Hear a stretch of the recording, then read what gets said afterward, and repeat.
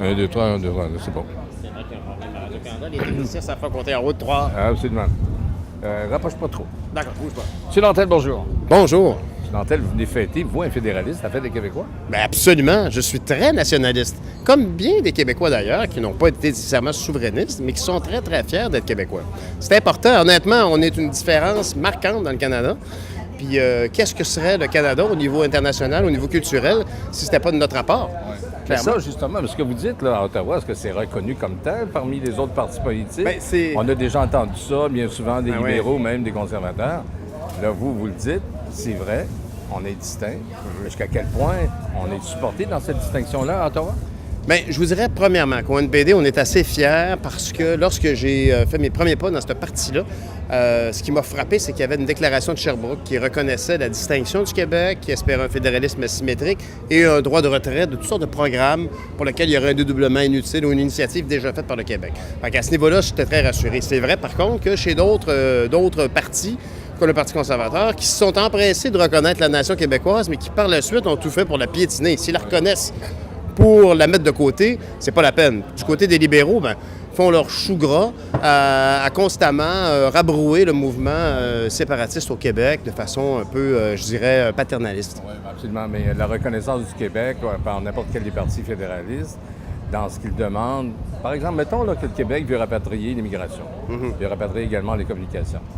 Ça, c'est un pattern là, sur lequel on devrait peut-être travailler. Vous, comment est-ce que vous pourriez, vous, le NPD, accepter ça si vous êtes au pouvoir ou le défendre dans l'opposition?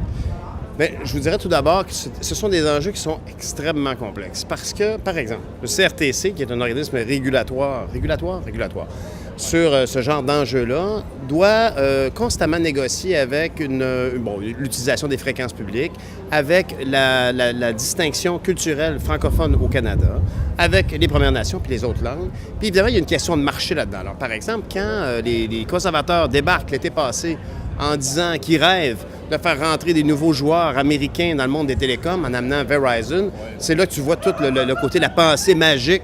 De dire, ça va être moins cher pour les consommateurs. Oui, d'accord, mais le Canada n'est pas qu'un pays de contribuables ou de taxpayers, comme ils entendent dire, mais c'est aussi un pays de citoyens. Puis les citoyens ont à cœur cette protection de la diversité culturelle au Canada, puis de la diversité culturelle, évidemment, qui est si importante. Alors, est-ce que c'est quelque chose qui est mal compris à Ottawa en général?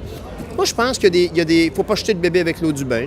Évidemment, il y a actuellement... Ce qui est triste, là, c'est qu'on sent au niveau conservateur une pensée très stratégique, actuellement, d'isoler le Québec parce que ça leur coûte rien d'isoler le Québec. Ils n'ont pas beaucoup de députés ici.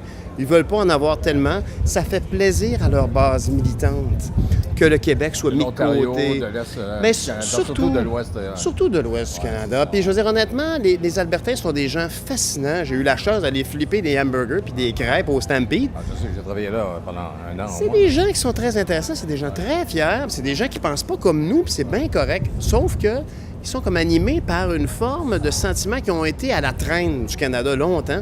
Puis là, ils ont leur chance.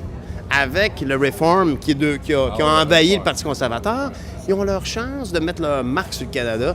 Puis disons qu'ils vont pas avec le dos de la cuillère. Ça faisait longtemps qu'ils attendaient aussi leur tour. C'est ça. Comment est-ce que je pourrais dire, vous parliez de diversité culturelle. Est-ce que le Québec, comme le Québec, la population du Québec est minoritaire à travers le Canada, est-ce qu'on doit considérer, en tant que Canadien, les Québécois comme étant une communauté ethnique comme les autres maintenant? De grâce, non.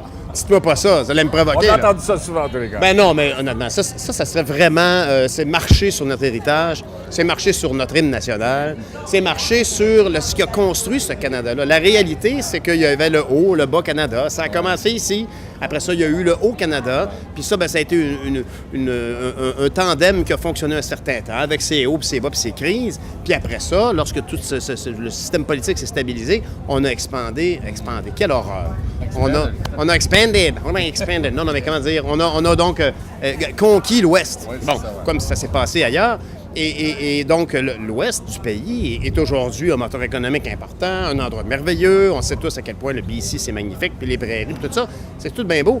Mais est-ce qu'effectivement, il y a une croissance, un déplacement de l'économie vers l'Ouest? C'est vrai. C'est un fait. Dans le cas du pétrole aussi, notamment. Absolument. Alors, et des richesses naturelles, la potasse en Saskatchewan, tout ça. Donc, c'est un fait qu'il y a un déplacement par là-bas, mais on ne peut pas banaliser l'histoire. Sinon, si on banalise l'histoire, bien, il n'y a plus rien qui a de la valeur. Est-ce que les conservateurs ont tendance à banaliser l'histoire du Québec ou pour... Moi, je pense que c'est entièrement stratégique. Ce que les conservateurs font actuellement... C'est pas gagner l'Ouest du Canada. Ah oui, et je vous dirais même que les conservateurs, puis on arrive là-dedans, là moi, bon, hein, on arrive là, en 2015, il y aura les élections fédérales, il y aura aussi une nouvelle carte électorale. Il y a des gros enjeux là-dedans. Et compte tenu de là où on est, dans à peu près un an de l'élection qui est prévue pour l'automne 2015, ça pourrait être plus tôt, dépendamment, ce soit évidemment le privilège du gouvernement. C'est pas le mot privilège. Mais c'est pas date fixe. C'est pas date fixe, mais c'est pour ça que je retirais le mot privilège. C'est au bon caprice du gouvernement de dire ben tiens, on change la loi. Ils n'ont jamais été gênés d'abuser de leur pouvoir majoritaire. Alors, et potentiellement de le faire ailleurs. Mais on est dans une année, éventuellement, dans 18 mois, on devrait avoir eu un nouveau gouvernement. Et dans cette optique-là, c'est très inquiétant de voir que ce qu'ils font, profondément les conservateurs actuellement, ils stimulent leur base de donateurs. Parce que par exemple... Qu'est-ce que vous voulez dire? Bien, parce que pour partir une campagne électorale, le sentiment d'avoir les reins solides, bien, il faut avoir une bonne base, il faut que les gens nous apprécient, et il faut avoir de l'argent pour acheter de la publicité, radio, imprimer, tout ça. Et actuellement, les gestes que posent les conservateurs, c'est toujours pour stimuler leur base donatrice. Et lorsqu'arrive vraiment l'élection, les coffres sont pleins, là, ils s'adressent aux Canadiens puis ils adoucissent le message. Ah, OK. Alors nous, c'est vraiment cet enjeu-là qui arrive.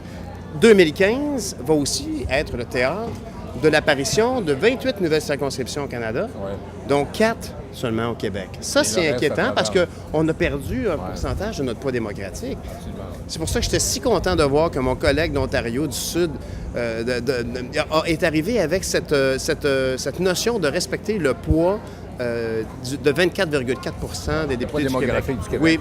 Il demandait à ce qu'on il demandait à ce qu'on respecte le seuil historique qu'on avait dans le temps du lac Meach, considérant que c'était la dernière tentative légitime. Et il demandait donc qu'on maintienne ça à un seuil de 24,4, même si la population n'est plus là. Et c'est malheureusement ce que va représenter ces nouvelles circonscriptions-là. 4 au Québec sur 28, on perd du poids, là. Je voudrais terminer un petit peu sur l'ethnicité du Québec ou la multi-ethnicité du Canada. Est-ce que les bases telles que formulées et même, je dirais, établies par Pierre-Éliott Trudeau dans les années 80, est-ce que la base du multiculturalisme est basée sur les 2 langues officielles? Est-ce que ça existe encore? Et est-ce qu'on devrait maintenir cet aspect-là? Bien, je vous dirais même que je remonterais un petit peu en arrière. Je dirais qu'on doit renouer avec notre héritage des Premières Nations. On doit renouer avec ça. On doit renouer évidemment avec notre particularité de parler si bien français en Amérique. On doit renouer avec tout ce qui a constitué notre pays. Ces gens-là qui ont bâti le pays, qu'on pense au beau pays d'en haut ou qu'on pense à la colonisation à l'état pur, dans le temps, ces gens-là se sont battus pour bâtir une terre d'opportunité dans laquelle on vit aujourd'hui. Puis il ne faudrait pas s'endormir en allant magasiner le matin, le samedi, dans un club entrepôt, en oubliant tout ce que nos ancêtres ont fait pour nous. Puis c'est important de garder notre langue vivante. C'est ce qui nous distingue. D'ailleurs, je dirais même qu'au niveau économique, c'est un edge, c'est une particularité touristique qu'on doit valoriser. Bien, écoutez, en autant que le reste du Canada reconnaisse ça, c'est un peu votre mandat de le faire aussi, de le faire connaître, de le faire reconnaître aussi un petit peu à Ottawa. Absolument. J'ai un de mes collègues l'autre jour qui a résumé que les députés du NPD au Québec ont une responsabilité historique de s'assurer que leurs commettants leur donnent encore leur confiance en 2015 pour que la vague continue. Sinon, on va encore être pris avec les conservateurs. On veut pas ça. Au du bloc. Oh, mon Dieu! Merci beaucoup. Merci, au revoir.